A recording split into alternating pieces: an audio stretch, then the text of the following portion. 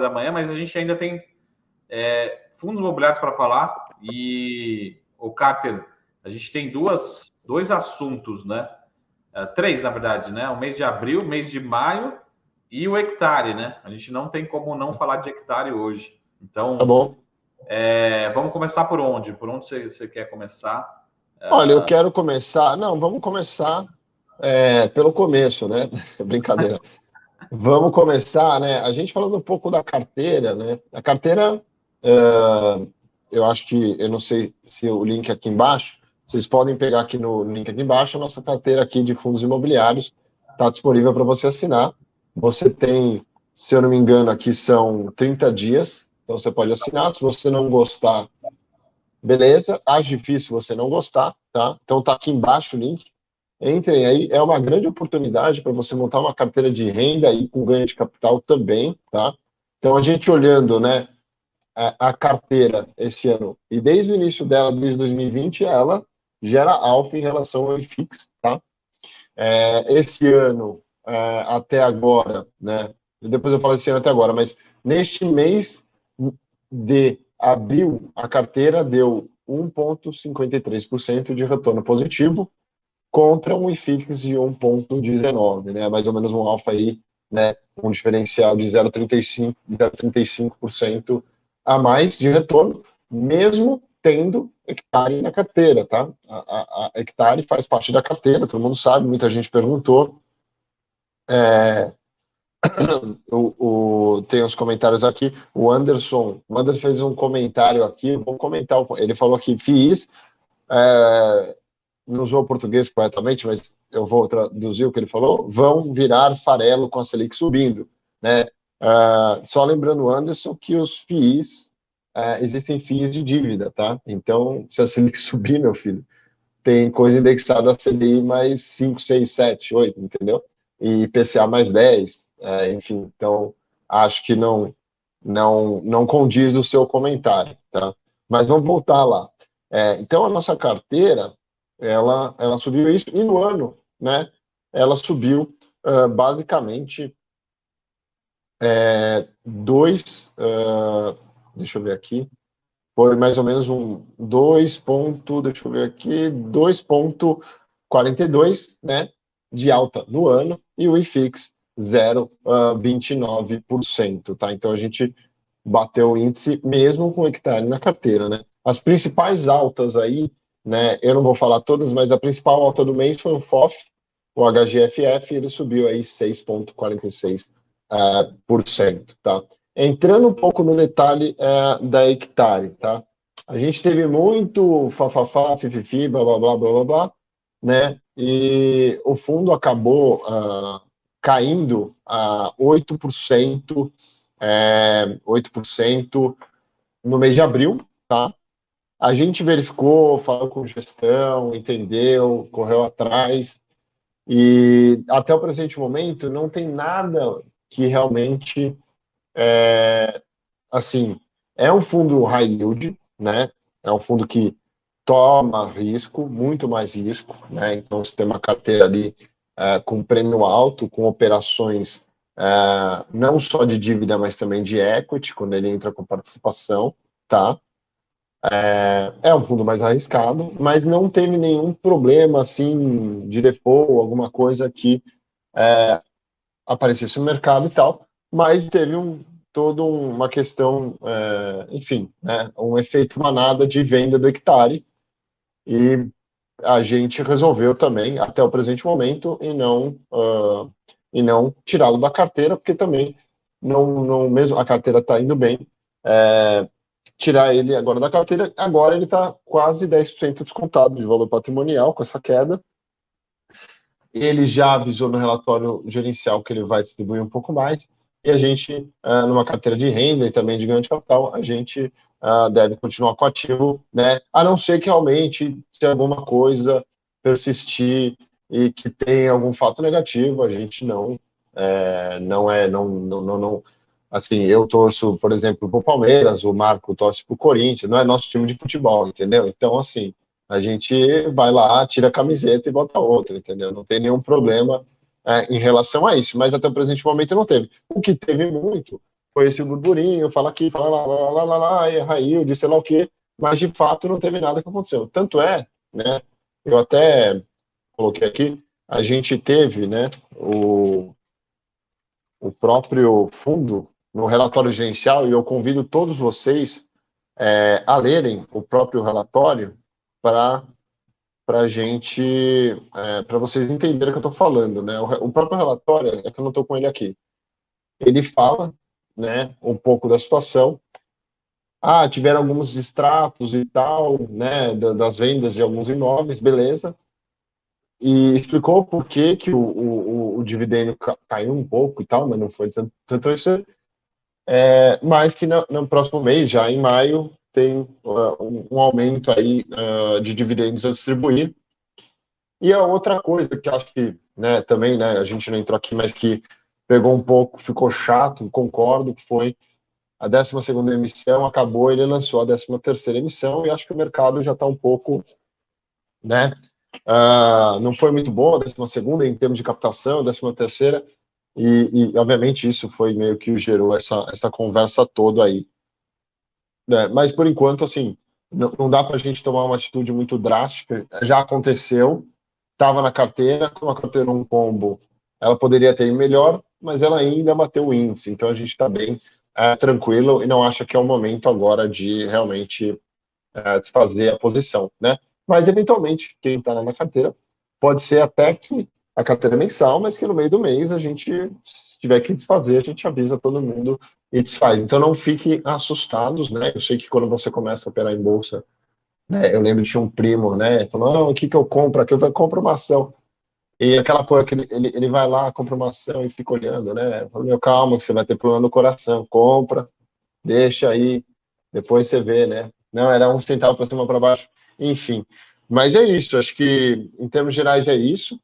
Eu acho que é um excelente momento para você começar, você que não tem uma carteira de fundos imobiliários, começar a pensar em tê-la. Tá? Diga. Só para fazer um resumo aqui de quem tem hectare, de novo aqui, não necessariamente é uma recomendação, mas por exemplo, o cara que já é cotista agora, você acha que faz sentido vender? Segundo, você acha que pode ter argumentos não para aumentar a compra, de aproveitar um preço mais baixo? Como é que você vê? E aí o Arthur tem uma pergunta aqui perguntando se por que eles não abrem as tranches, se comprometeram qual a justificativa dessa emissão 400? Tá. Bom, primeira pergunta em relação a aumentar, manter ou desfazer, eu manteria, tá? Ou seja, vamos jogar um rate neutro aí. Eu não aumentaria a posição, esperaria um pouco,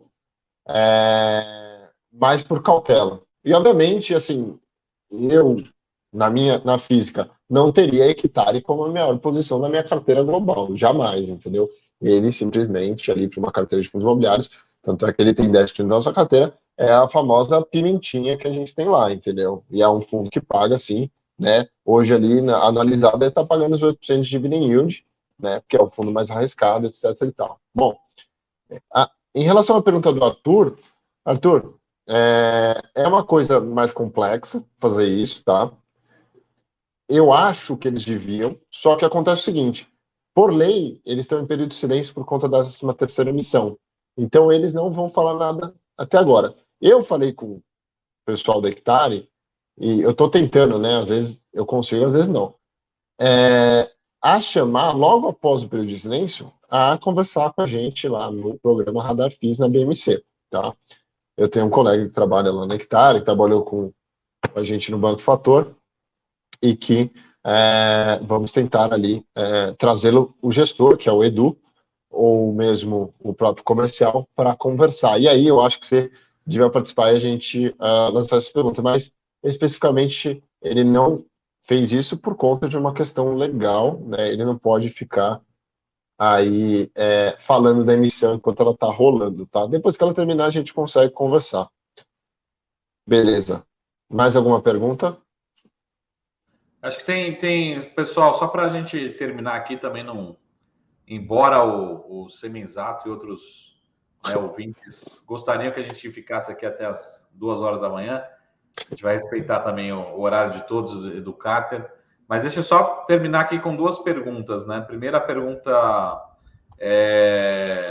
vamos começar de trás para frente aqui, tá, Newton? Depois eu volto para a sua pergunta, mas vou deixar aqui a visão financeira fazendo essa pergunta aqui. Se seria melhor, por exemplo, investir em ações de empresas do setor ou fundos imobiliários? Depois eu volto até para responder. O pessoal fez uma pergunta aqui falaram, Marco, comenta a frase do Barsi, né, em relação a fundos imobiliários. Eu, particularmente, não conversei. Eu tenho acesso, a gente tem acesso ao Barsi, a gente conversa muito com a família. Agora, eu não tive acesso a essa opinião especificamente. Mas, olhando por cima, tá, pessoal? De novo, o Barsi é um investidor de ações, né? Agora, assim, minha opinião, gostaria que o brasileiro tivesse esse perfil que o Barsi tem, mas não tem, infelizmente. E segundo, o Barsi, ele investe somente em ações. Só que acontece, quando a carteira dele cai 40%, imagine assim, que todo mundo que está aqui nessa live tem 100% do patrimônio líquido em ações. E amanhã o seu patrimônio cai 40%. Será que está todo mundo preparado para essa volatilidade? Não, né? Então, sempre volta a tradicional diversificação, né? Você ter ovos em cestas diferentes. Então, assim, renda fixa, fundo imobiliário, então é tão básico quanto isso. Só que o Barsi, na minha opinião, é um investidor muito bom de ações e ele sabe o risco que ele está correndo, né? Se o patrimônio dele cai 30% daqui a uma semana, ele vai tentar achar algum jeito, receber os dividendos e comprar mais ações, né? Ele é investidor de ações. Gostaria que o brasileiro tivesse esse perfil, né? Mas a gente sabe que para o investidor médio, vamos dizer assim, precisa de diversificação, precisa de renda fixa, precisa de fundos imobiliários, né? E o brasileiro adora investir em imóveis, né? Seja direto ou indiretamente. Mas aí, respondendo essa pergunta, Carter, que você deve ter já respondido várias vezes, por que não escolher ações de empresas do setor de construção, principalmente, ou fundos imobiliários, né? Eu acho que são, né, 2 coisas diferentes, né? Comparar pera com banana. Então, a própria estrutura, né? A estrutura do fundo imobiliário, jurídica, de societária, é super diferente de uma empresa, né? A gente já começa naquela questão. Até a questão do Barsi, eu acho que, assim, inclusive o Barsi, ele compra empresas em que ele põe gente no assento do conselho, né? Fica um pouco mais fácil. Né? Não tô julgando, né? Ele tem aí a grana para fazer, a melhor maneira de fazer, entendeu? É você colocar. Imagina você ter alguém no conselho, muito melhor, te dá mais tranquilidade, né? E eu acho que eu concordo com você, todos aqueles pontos que você elencou sobre as diferenças do perfil, etc. e tal, né? Bom, em relação a essa pergunta, eu acho que são 2 coisas diferentes. Eu acho que você deve se expor, na verdade, as 2 coisas, mas sempre, né? Eu sei que é uma resposta chata, mas sempre depende do seu perfil e o que você quer, o seu horizonte de investimento, toda aquela coisa toda de perfil, etc. e tal, né? Você pode ganhar com ganho de capital em fundos imobiliários também, mas quem investe mais em fundos imobiliários, além do ganho de capital, é por conta de renda, né? Renda, porque tem toda aquela estrutura de ser obrigado, por exemplo, os fundos imobiliários são obrigados a distribuir semestralmente 95% do lucro. As ações não, né? Tem a obrigatoriedade lá de 25%, né? Me corrija se estiver errado, mas o fundo não pode ficar se alavancando com dívida, né? Proibido. Então são 2 perfis totalmente diferentes. Concordo que eu acho que a indústria de fundos imobiliários tem evoluído, que pode até, não digo convergir, mas ficar mais competitiva nesses termos com a indústria de ações, no sentido de você poder crescer mais, né, a empresa. Mas é um investimento, mesmo sendo de renda variável, na minha opinião, muito mais conservador do que bolsa no sentido de ações, né, e é outra diferença. Então, quem investe em fundos imobiliários, por exemplo, eu vou comprar um ativo, por exemplo, um HGPO, que no ano me deu 10%.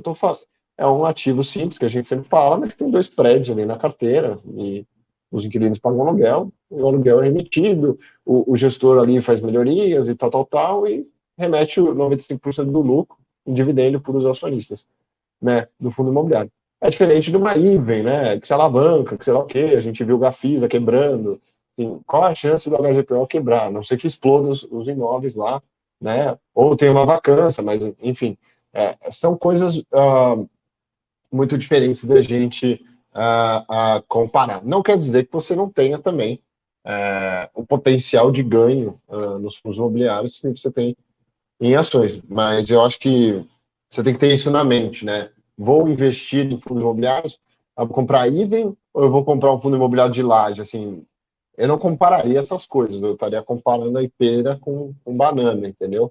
Eu compararia eventualmente um XPML, né? Com uma ação no Iguatemi, né? Mesmo assim, tem suas diferenças, mas seria um pouco mais próximo, assim, de fazer. Porque no fundo imobiliário você também, né?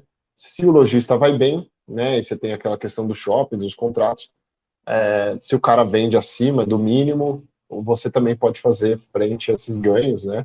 Principalmente nas lojas âncora, em relação aos dividendos, aí você ganha junto e tal. Também estamos entrando aí, temos cada vez mais fundos imobiliários de agro, também é uma exposição legal, né? Mas são coisas diferentes, né? Eu não partiria dessa premissa de vou comparar, né? E sim de o que eu quero, né? Acho que essa é a resposta.